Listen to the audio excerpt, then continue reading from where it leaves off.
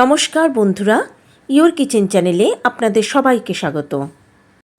আমি আজ আপনাদের করে দেখাবো বেগুন দিয়ে পার্শে মাছের ঝাল। পার্শে মাছ সাধারণত সর্ষে পোস্ত দিয়ে ঝাল করলে সেটা খেতে খুব যেমন ভালো হয়, তেমনি এই বেগুন দিয়ে পার্শে মাছের ঝাল করেও দেখুন, এটা খেতে কিন্তু গরম ভাতের সঙ্গে অসাধারণ টেস্টি লাগে। খুব সহজেই আর খুব কম সময়েই বেগুন দিয়ে পার্শে মাছের ঝাল আপনারা রান্না করে নিতে পারবেন। লাঞ্চে বা ডিনারে গরম ভাতের সঙ্গে আপনারা এই পার্শে মাছের ঝাল বেগুন দিয়ে পরিবেশন করতে পারেন।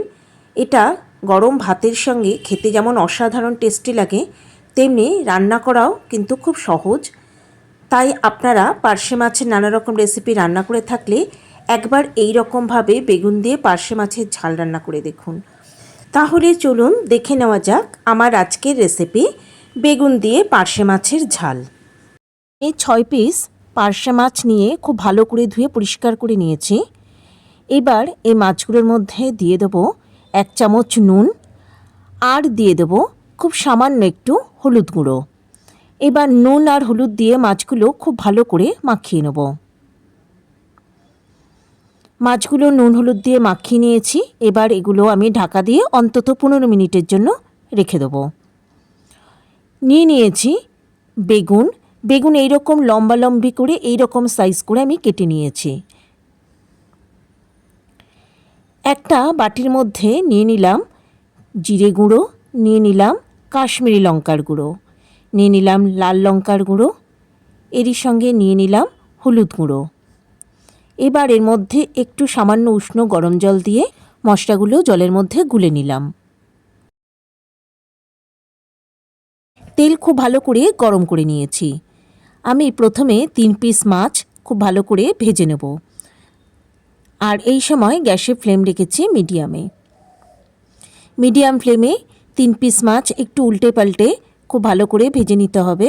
তবে এই মাছ কিন্তু খুব বেশি ভাজার প্রয়োজন নেই, অল্প ভেজে নিলেই কিন্তু হবে। এক পাট মাছ আমি ভেজে নিয়েছি।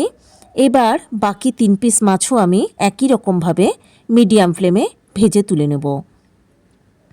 এই মাছ যেহেতু বেশি ভাজতে লাগে না, তাই মাছ ভাজতেও কিন্তু খুব কম সময় লাগে।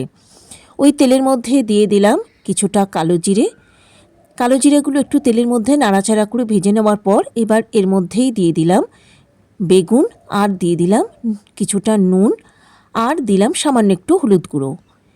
এবার বেগুনগুলোকেও খুব ভালো করে লাল লাল করে ভেজে নিতে হবে। আর এই সময় আমি গ্যাসের ফ্লেম রেখেছি হাইতে। বেগুনগুলো বেশ ভালো মতো লাল লাল করে ভেজে নিয়েছি। এবার এগুলো আমি তেল থেকে তুলে নেব। প্যানের মধ্যে আরও কিছুটা তেল আমি দিয়ে দিলাম। তেল গরম হতে মধ্যে দিয়ে দিলাম কুচিয়ে রাখা পেঁয়াজ। এবার পেঁয়াজগুলো একটু নরম হওয়া পর্যন্ত পেঁয়াজগুলোকে ভেজে নিতে হবে, খুব বেশি ভাজার প্রয়োজন নেই।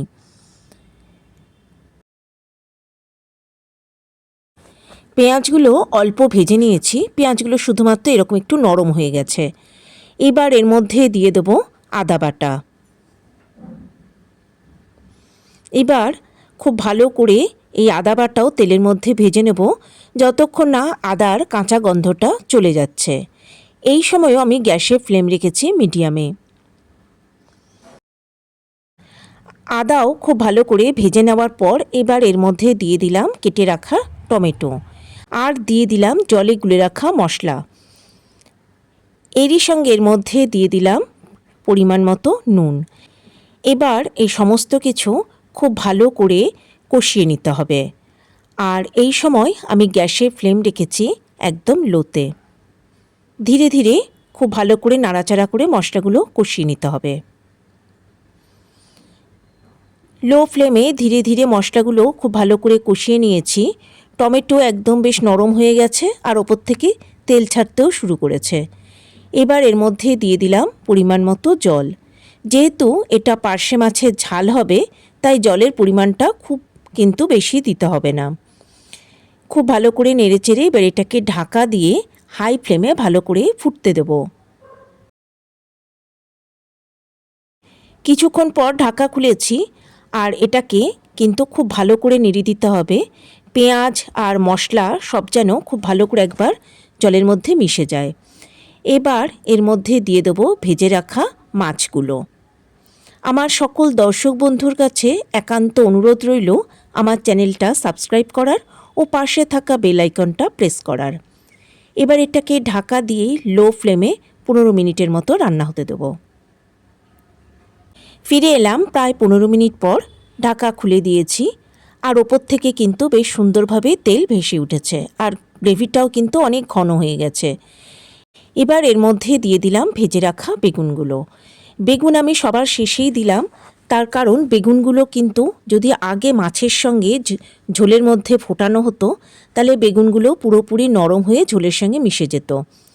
আর এখন বেগুনগুলো যেহেতু ভেজে নিয়েছি তাই বেগুনগুলো কিন্তু পুরোটাই রান্না হয়ে গেছে। তাই এবার এইগুলোকে একদম শেষের দিকে মাছের মধ্যে দিয়ে দিলাম। এবার এটাকে ঢাকা দিয়ে 2 থেকে 3 মিনিট মিডিয়াম ফ্লেমে রান্না হতে দেব। 2-3 মিনিট পর আমি ঢাকা খুলেছি, আর এটা কিন্তু একদম এখন পুরোপুরি রান্না হয়ে গেছে। এবার আমি গ্যাসের ফ্লেম বন্ধ করে দেবো।